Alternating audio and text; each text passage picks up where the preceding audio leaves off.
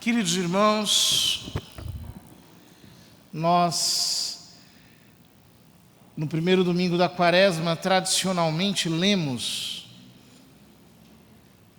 os textos que dizem respeito às tentações de Jesus, cada um num dos 3 anos de cada evangelista. Estamos no ano de São Lucas e por isso lemos a versão de São Lucas. E é tradicional que leiamos justamente esse texto das tentações no primeiro domingo da Quaresma, porque os 40 dias da Quaresma evocam os 40 dias de jejum de Cristo no deserto. 40 dias em que Nosso Senhor, guiado pelo Espírito, dedicou-se inteiramente à oração. Ora, é nesse contexto que aparece a tentação.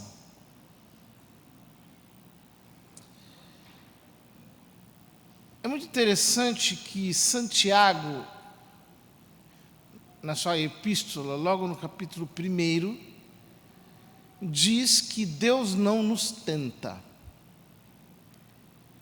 mas que nós somos tentados pela nossa própria concupiscência, ou seja, a ocasião para que a tentação se apareça em nós é a nossa fragilidade.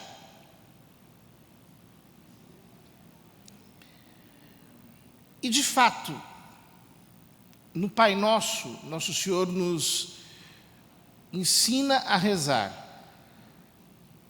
não nos deixeis cair em tentação. Mas a melhor tradução talvez fosse: não nos induzas no meio, ou não nos leves ao meio da tentação. Porque a tentação se apresenta como uma espécie de tempestade. E é justamente esse grande turbilhão de pensamentos que nos desviam do nosso fim. Isso que na tradição cristã nós chamamos de tentação. A tentação não é somente uma espécie de pensamento passageiro. Ela é mais do que isso. Ela é um verdadeiro turbilhão que aparece sobre nós para nos desviar de Deus, para que nós, fraquejando, acabemos por ceder. Bom, o primeiro elemento que o Evangelho de hoje nos apresenta é esse: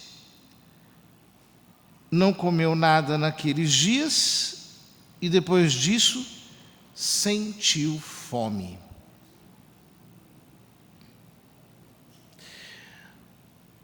Qual é a concupiscência, a fraqueza que atrai a tentação? É justamente onde está a nossa fome. De que você tem fome? Quais são as necessidades da sua alma? Porque é sempre assim. Então, por exemplo, uma pessoa que leva a sua vida matrimonial. Todo mundo sabe que no começo, bem no começo, todo casamento é bem feliz. Aí começa a aparecer as dificuldades da convivência. Porque nós somos seres humanos, nós temos defeitos. Todo aquele romantismo começa a se tornar mais realista. Os anos vão passando, de repente você começa a ter fome de algo diferente, de uma certa ilusão, de um certo tipo de afeição que você não tem mais. é aí que o tentador vai chegar.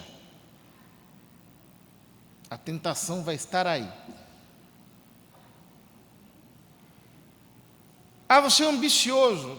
É uma pessoa que pensa muito em ganhar dinheiro. Então trabalha, fases boas, fases ruins, momentos de prosperidade, momentos de revés. De repente, essa fome insaciável se torna uma ocasião em que se vai manifestar o tentador.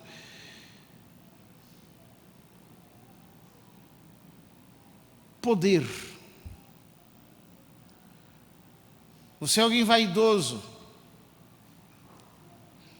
deseja ter uma posição, por qualquer via, pela via política, pela via empresarial, pela via intelectual, pela via de qualquer carreira. A fome. A fome é o lugar em que se manifesta a tentação. Em Jesus essa fome foi física. E essa fome se manifestou justamente durante o jejum, na sua fase final, depois que 40 dias de privação, a sua natureza humana precisa de alimento. Era a única fragilidade que ele tinha, a fragilidade da fome. Pois foi aí que o inimigo se manifestou. Ora, isso significa que nós precisamos ter muito autoconhecimento. A tentação mesma nos ajuda a nos conhecermos. A tentação mesma nos coloca na posição humilde. A tentação mesma nos faz nos posicionarmos dentro da condição precária que é característica da nossa existência. Porque todo cristão, às vezes, se sente muito superior, muito elevado. Ele não diz mais para o Senhor: não me deixes cair na tentação, com real consciência da sua necessidade. Ele diz isso da boca para fora, mas não se acha mais vulnerável, não se sente mais débil. Ora, quando o cristão está assim, a tentação vem para fazê-lo perceber quão fraco, quão frágil ele é. Ninguém pode perseverar sem a graça de Deus. Ninguém está em pé sem a graça de Deus. Todos nós precisamos ser conscientes disso. Isso em qualquer área da existência. Uma pessoa casada, um sacerdote, um religioso, um fiel qualquer que precisa manter a sua correspondência à graça de Deus. Não é possível permanecermos em pé sem a graça, como diz a Escritura. Quem está de pé, cuide para que não caia. Isso significa o quê? Que a tentação nos mostra o quanto nós somos frágeis e precisamos da graça de Deus. Nós temos que dobrar os nossos joelhos e dizer: Senhor, consciente da minha fragilidade, autoconsciente da minha debilidade, eu te digo: não me leves para o turbilhão, para a tempestade das tentações, porque eu não consigo. Somente com a tua misericórdia eu posso prosseguir. Mas abandonado as minhas forças não tem jeito. Acode-me, socorre-me. O diabo então disse a Jesus: se és filho de Deus, manda que esta pedra se mude em pão. Ou seja, o diabo te faz se sentir poderoso.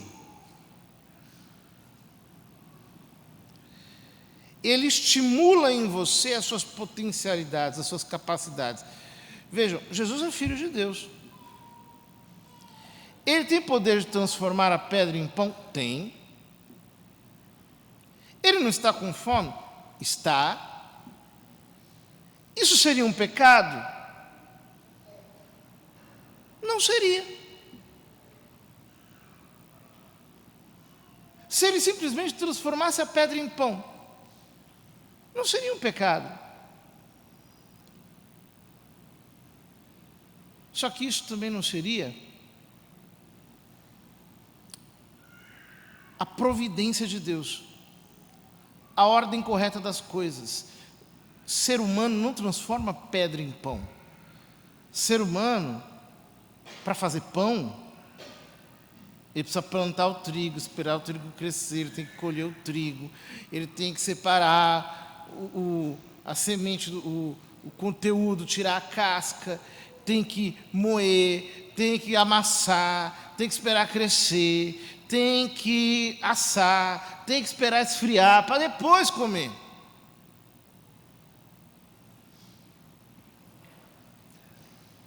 A tentação sempre vai apresentar a você um panorama maravilhoso e mágico. Um panorama maravilhoso de transfiguração, em que tudo de repente vai mudar, né? É como uma pessoa, por exemplo, que pensa assim: não, eu vou abandonar a minha mulher, que agora eu encontrei o amor da minha vida. Você vai ver pior do que a primeira.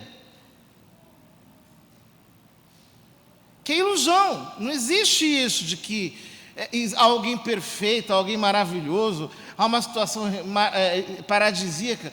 Escuta, você está querendo transformar a pedra em pão, meu filho. Não tem jeito, isso é loucura, é surto. Você está querendo encontrar uma coisa que não existe, você está delirando. A tentação sempre vai te fazer se sentir poderoso, para que você vá buscar algo de fantástico, de divino, que te retire da vida. Uma solução, assim, tipo da Disneylândia. A Disneylândia é de mentira, viu? Disneylândia é um parque de mentira. Aquilo não é a vida. Não existe isso. Só que é duro escutar isso, né? É duro. É duro quando você está assim na euforia. Agora é a minha hora, agora eu vou chegar. Aí chega o realismo da palavra e te diz: olha, nem só de pão vive o homem. Nem só de pão vive o homem. Isso aí que você está achando que é tudo, não é nada. Isso aí que você está achando que é maravilhoso, isso é irreal. Isso daí não tem resultado nenhum. O realismo da palavra, para um coração eufórico, é como uma queda das nuvens para se sentir completamente estilhaçado sobre a terra.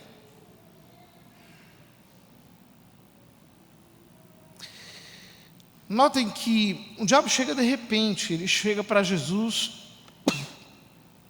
sem dizer bom dia, sem dizer shalom, sem elogios, sem xingamentos. Ele simplesmente diz: se és filho de Deus, manda que esta pedra se mude em pão. Ou seja, a tentação sempre chega como um pensamento intrusivo e que depois se torna obsessivo.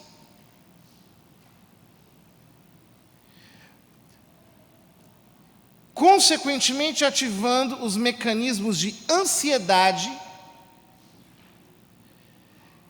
que te fazem tomar resoluções precipitadas. É sempre assim. Primeiro, ela chega com um pensamento intrusivo. Do nada aparece, vem. É uma ideia, é uma sugestão. Uma vez uma pessoa me falou assim: padre, eu estava andando de carro, de repente eu senti uma vontade de me matar. Era como se uma voz me dissesse: joga este carro para cima do poste. Sabe qual foi o resultado? ela fez isso. Quase se matou.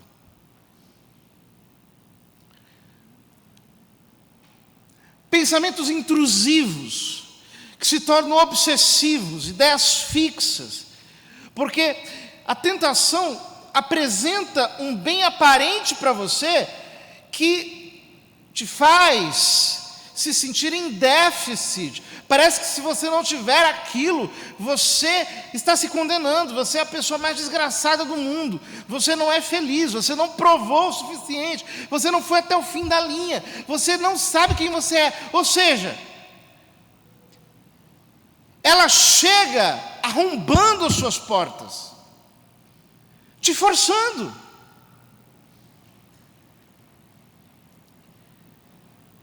E esse pensamento obsessivo produz uma ativação nos mecanismos de ansiedade, em que é como se uma força, um impulso, te desse coragem e ao mesmo tempo te dissesse: vai, vai, vai, vai, vai, vai, vai, vai. E se você não vai, você se sente como quem está perdendo, como quem está sendo privado de algo.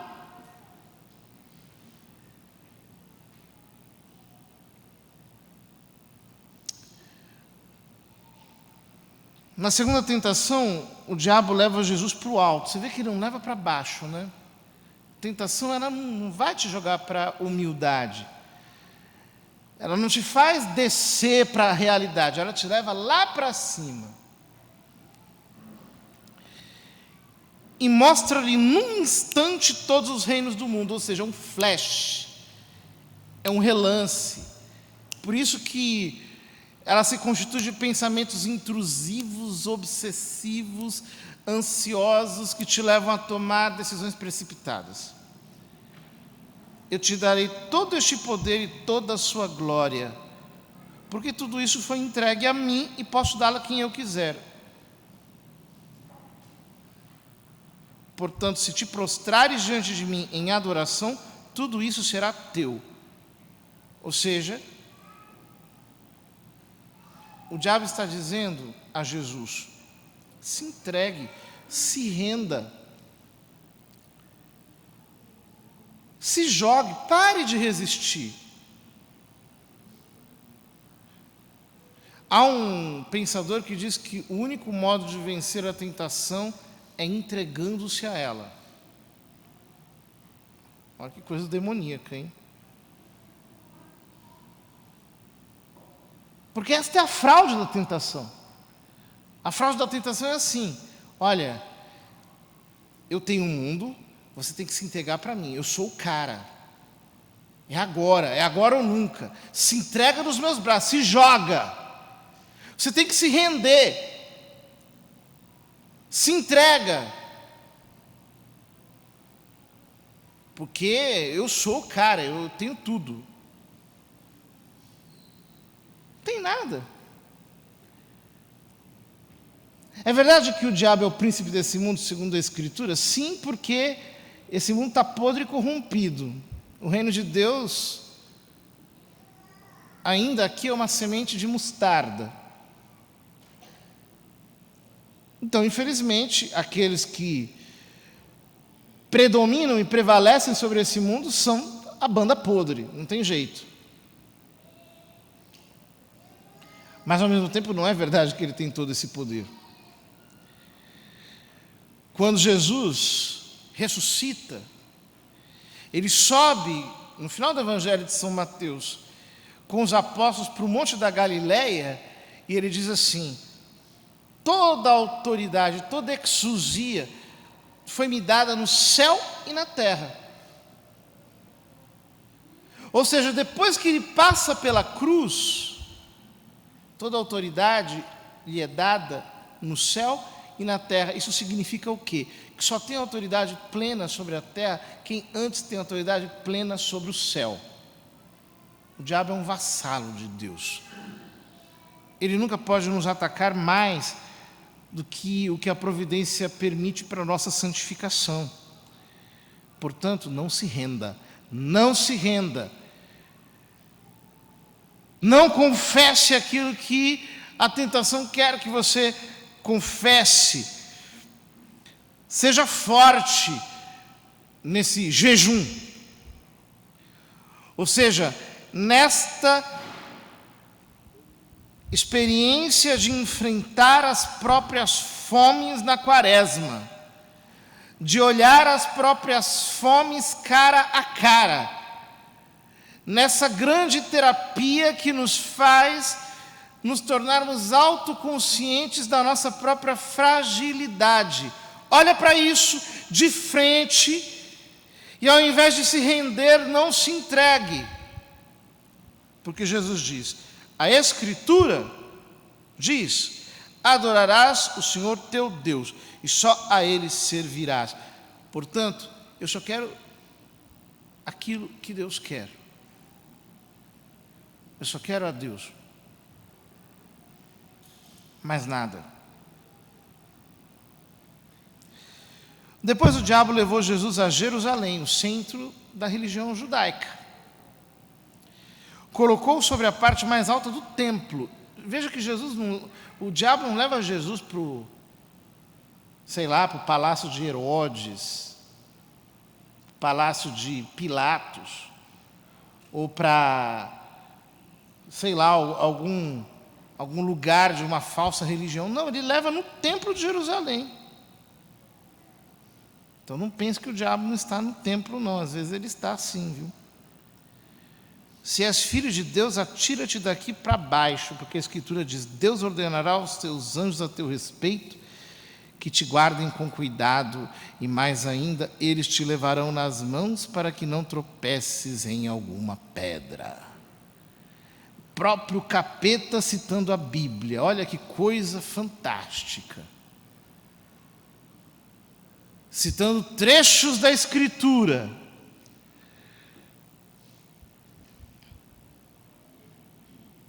É sempre assim.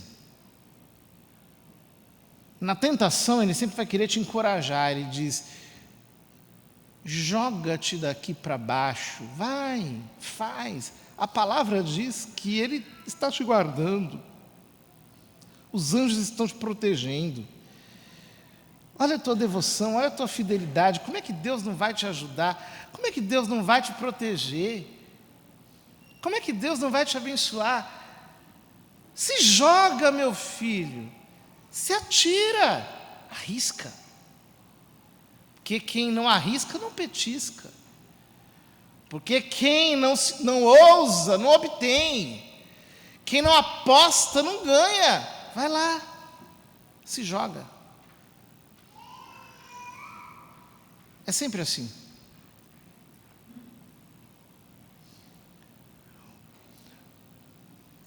Você precisa entender que você não é melhor do que ninguém. Caminho de gente é escada. Caminho de gente não é se jogar do pináculo do templo. Ah, mas Deus está me amparando. Vai pela escada, meu filho. Que Deus não dá respaldo para imprudente. Deus não protege aquele que não se protege. Ah, mas eu tenho um anjo da guarda que é maravilhoso. Vá pela escada.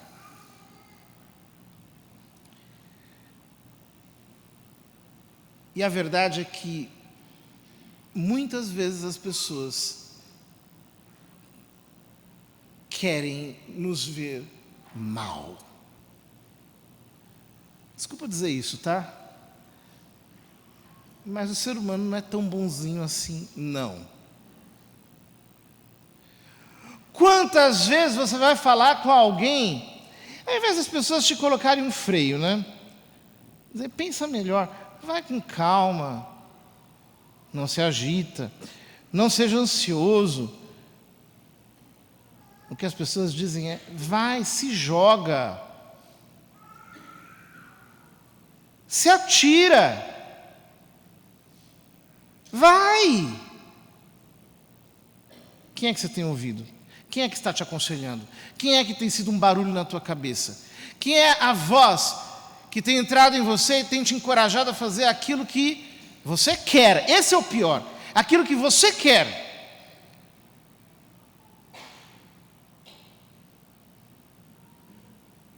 Jesus nos ensina a ser reverentes. Ele diz: não tentarás ao Senhor teu Deus.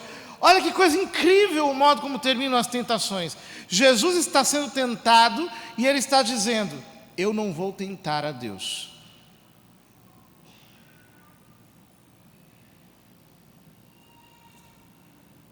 O homem ímpio pensa que Deus o tenta. Santiago diz que não. Quem nos tenta é a nossa concupiscência. Portanto, não tente a Deus. Me lembro de uma moça, né? Que ficou apaixonada por um traficante. Era da igreja. As pessoas diziam: não, minha filha, isso é um laço, você não está vendo que é coisa do diabo para te destruir? Esquece isso, vai atrás de um homem decente, minha filha, vai pela escada. Ela dizendo: não, mas eu amo ele. Ainda dizia assim, né? Bom, ela foi. Se deu muito mal. Porque precisa de uma bola de cristal para perceber que isso não vai dar certo? É só usar a cabeça?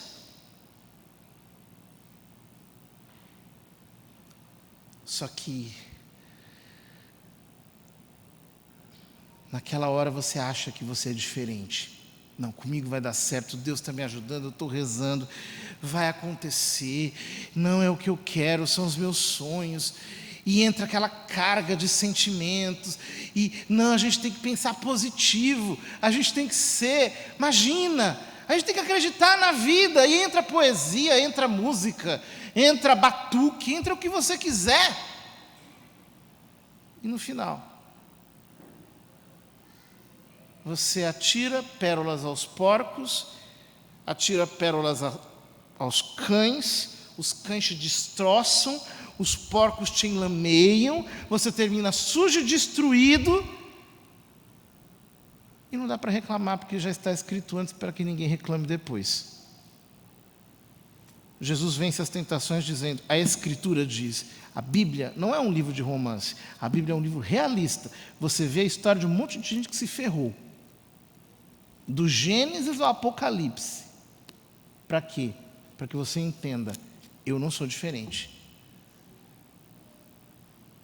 Abra o teu olho. Tenha temor de Deus. Seja reverente com o Senhor.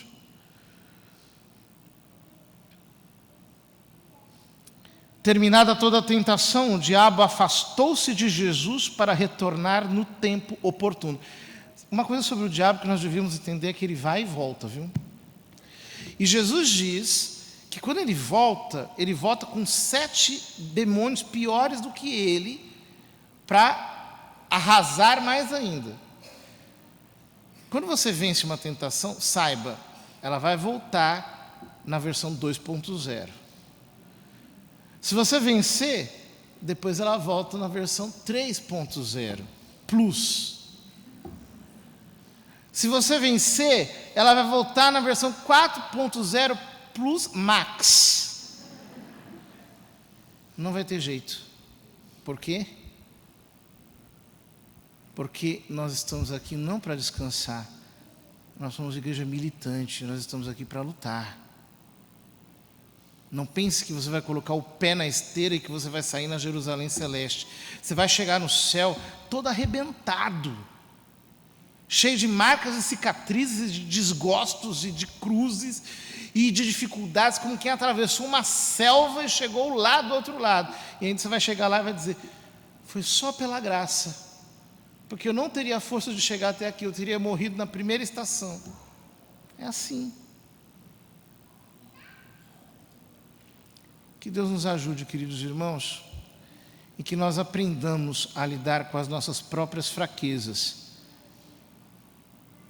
Porque quem não se conhece não sabe de todos os males de que é capaz. O cristão, ao contrário, sabe que é capaz de todos os erros, de todos os horrores, e por isso se refugia debaixo da graça de Deus.